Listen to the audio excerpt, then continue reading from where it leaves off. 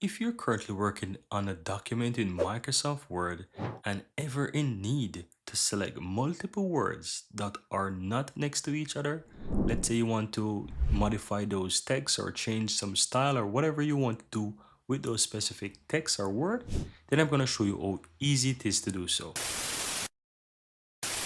Now, as you can see, I'm in Microsoft Word here, and normally when people are selecting words, they normally just click and simple drag over those words and it will highlight a bunch of text.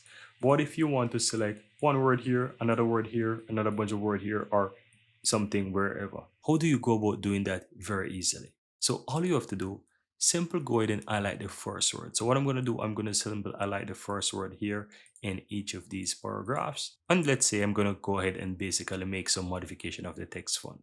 Right, so go ahead and highlight the first word, and then on Windows keyboard you want to go ahead and click on Control. If you're on a Mac, go ahead and use the command. So you highlight the first word, then you press the Control key or the Command key, and then highlight the second word. Then go ahead and press the Control key again and highlight that next word that you want to highlight. And as you can see, I've done so. I'm gonna let go and then press the Control key again and highlight the next word here. And let's say that's it. Now, if you want to go ahead and modify the text or let's say change the font, you can go ahead and do whatever you want. So let's say I do that. I want to change the font size. I want to go ahead and I can change the color of the text as well. I can go ahead and do whatever I want to it.